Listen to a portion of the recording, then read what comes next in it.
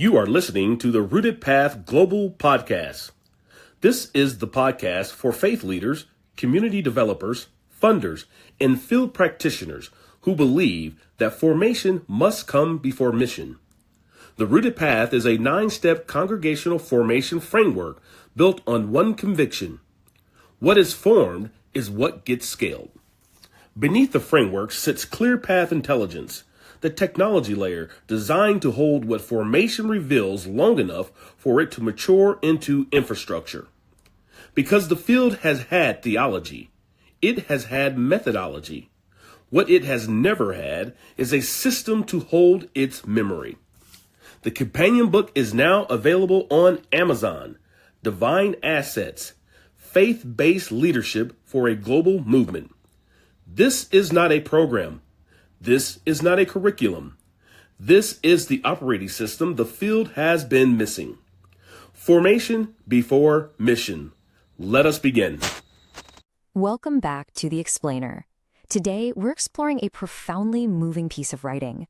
While our usual tone is upbeat, we're approaching today's topic with the deep respect and somber reflection it absolutely deserves.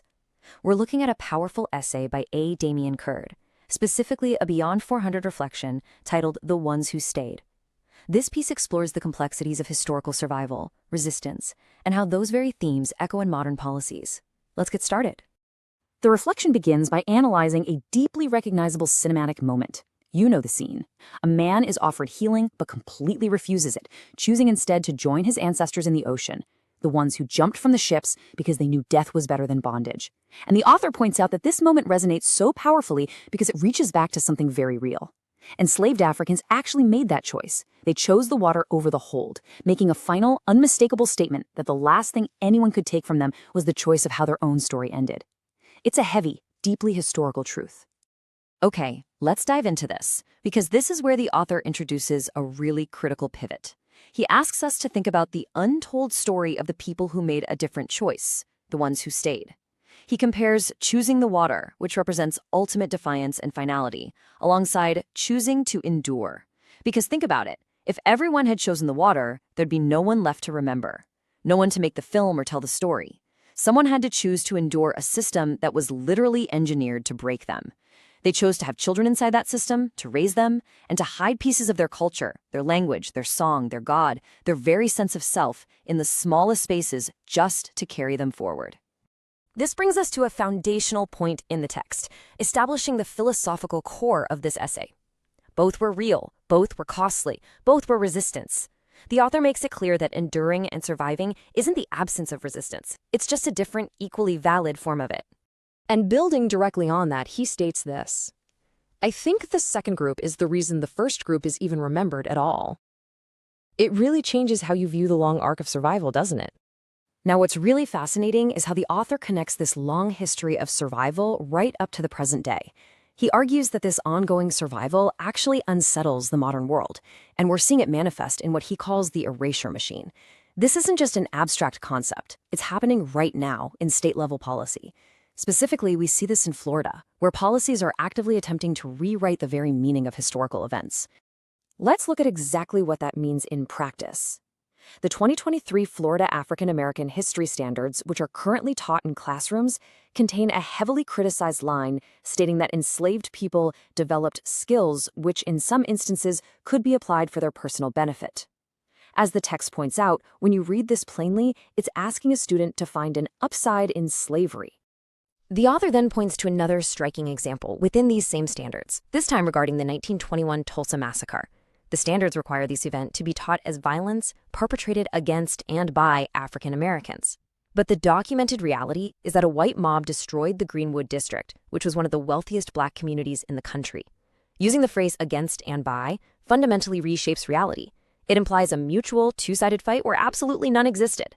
To be absolutely clear on the historical facts here, the mob in Tulsa killed an estimated 100 to 300 people. This policy isn't just removing history outright, it's a fundamental redefinition of what a child understands that history to even mean. So the crucial point here is that this erasure isn't just limited to the state level. As we shift focus to the federal level, the government is essentially running a related play. But instead of rewriting the past, the EEOC is focusing on redefining present-day fairness. And this brilliantly illustrates the dynamic at play. There's a general principle of fairness, which prohibits discrimination regardless of race or sex.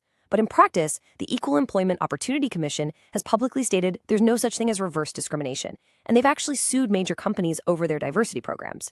The author neutrally explains that the EEOC is treating all discrimination as legally identical, completely ignoring any distinction for historical context or intent. Which leads to a really stark conclusion. Erasing the distinction makes a correction indistinguishable from an offense. When history and intent are entirely ignored, programs that were specifically built to correct decades of historical disparities suddenly look exactly like the exclusion they were meant to fix. Let's move on and see how this builds into recent cultural pushback. The author brings up a real-world example happening right now in women's sports. Recently, 11 House Republicans sent a letter threatening the WNBA, a league with a majority of black players, with a DOJ and EEOC investigation. The threat was over physical fouls against a white star player, essentially framing an ordinary contact sport as a potential civil rights violation. But the player at the center of this, Caitlin Clark, refused that narrative entirely. According to the text, Clark has publicly credited the black women who built the WNBA. When outside voices have tried to use her as a wedge driver, she has pushed back directly. She has simply refused a narrative designed to divide, maintaining her integrity and not letting it stand in her name. The author then pairs her integrity with another powerful historical example, Caster Semenya. She similarly refused a narrative imposed on her. Rather than taking hormone-suppressing drugs, she maintained her integrity, completely refusing to let a sports federation shrink who she was in order to keep competing. The article beautifully links their actions, and I want to read the text exactly as it's written here to make this comparison. She refused to carry less. Clark is refusing to be carried at all, on a stage built to lift her at someone else's expense. Different uniforms, same refusal, both of them choosing the harder, truer ground over the easier, false one. These refusals represent the ultimate failure of the erasure machine.